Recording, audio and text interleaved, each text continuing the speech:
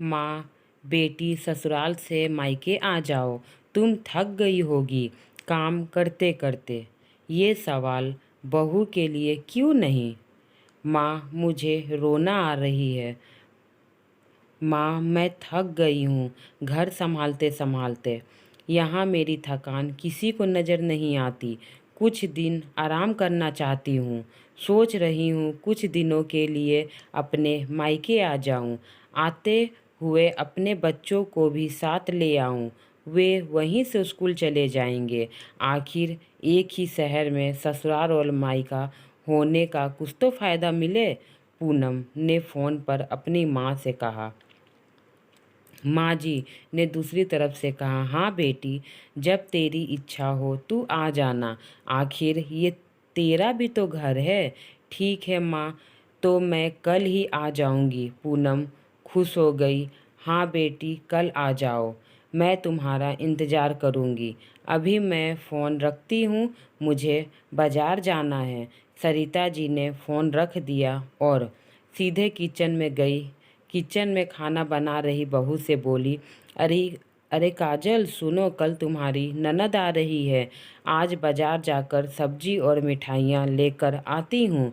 बेचारी मेरी बेटी ससुराल में नौकरों की तरह काम करती है और उस पर कोई ध्यान नहीं देता। यहाँ आएगी, कुछ दिन रहेगी तो उसका मन और तबीयत अच्छे रहेंगे। सास के मुंह से ऐसी बातें सुन काजल का चेहरा उतर गया।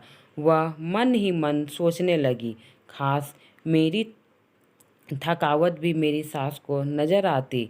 मैं भी दिन रात झाड़ू पोछा बर्तन खाना बनाना मार्केट जाना और हर वह काम करती हूँ जिससे हमारे परिवार वालों को कोई दिक्कत ना हो। खास आप मुझ पर भी ध्यान देती। मेरे को देखने वाला कोई नहीं है। सब रहते हुए भी मैं अकेला महसूस करती हूँ। आपकी बेटी तो जब मन तब आ जाती है, यहाँ आकर रहती है, लेकिन मैं साल में एक बार ही माँ के पास जाती हूँ, तब भी आपको प्रॉब्लम होती है। वह भी जाने से पहले आने का डेट फिक्स करने के बाद ही मुझे अपने मायके जाने देते हैं। मेरा भी मन है अपनी माँ के पास जाकर थोड़ा आराम करूं, सुख दुख अपने माँ को बताऊं, अपना मन हल्का करूं। भगवान अब तुम ही कुछ करो ताकि मेरी सास को मेरी भी कुछ दुख नज़र आए। शाम तक मानो भगवान ने सुन ली और उसकी ननद का फ़ोन आया। ननद ने अपनी माँ से कहा कि आपकी सास ने उसे मायके आने के लिए मना कर दिया है, इसलिए इस बार वह नहीं आ सकती। माँ जी बोली, ऐसा कैसे मना कर दिया? पहले तो कभी वह तुम्हें आने के लिए मना नहीं करती थी, इस बार भला क्या हो गया? लाओ मेरी बात कराओ।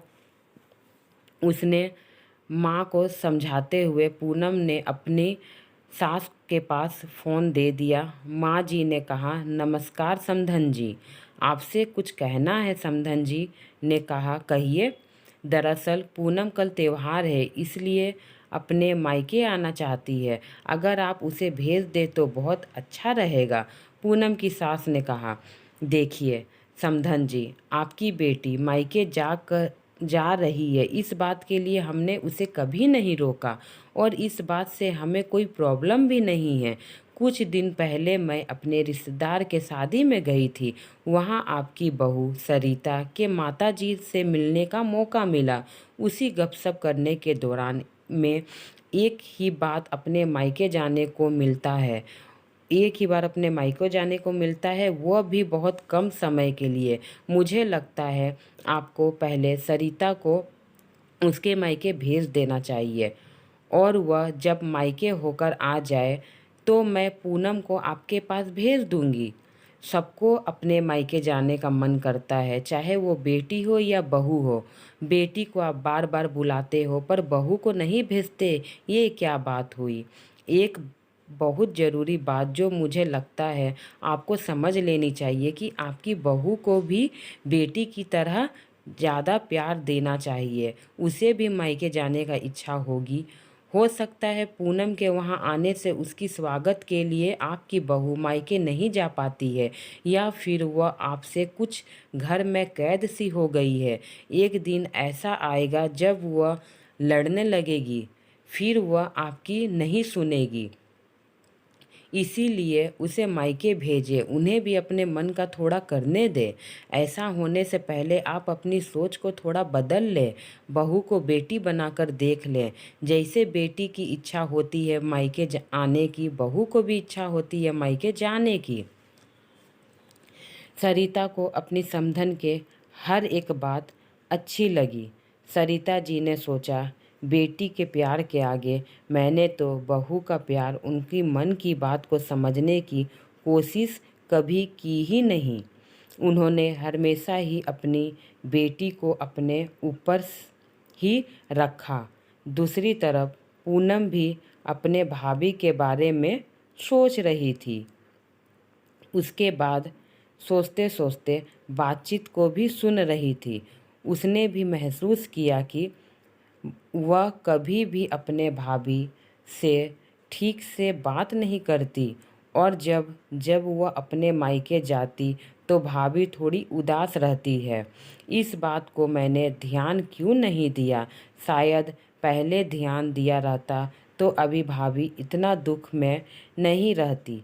सरिता जी ने अपने बहू को बुलाया और उनसे कहा कि बहू, कुछ दिनों के लिए तुम अपने मायके चली जाओ। यह सुन पूनम की आंखों में आंसू आ गए और उसे विश्वास नहीं हुआ कि माँ जी ने उसे अपने मायके जाने को कहा, और बोली कि तुम्हारी ननद आती है घर, तुम उसकी इतनी सेवा करती हो, अब तुम भी जाकर घूम के आओ। सरिता का चेहरा खिल गया, क्योंकि यह पहली बार था जब उसकी सास ने के सामने उसे मायके जाने के लिए कहा। अगले दिन सरिता अपने मायके गई, और इस बार 1-2 दिन के लिए नहीं, पूरे महीने भर रहकर आई। अपनी माँ बाप से, अपने रिश्तेदारों से मिलकर आई, और जब वह लौट आई उसका चेहरा खूब खुश था। कुछ दिन बाद पूनम भी आई। सास, ननद और सरिता तीनों बहुत खुश थे, एक दूसरे को समझने लगे, सब रिश्ते अच्छे हो गए। इसीलिए कहते हैं फ्रेंड, बहू को बेटी बनाकर देखो, सब रिश्ते ठीक हो जाएंगे। जिस तरीके से सास बेटी को प्यार करती है, बहू को भी करे।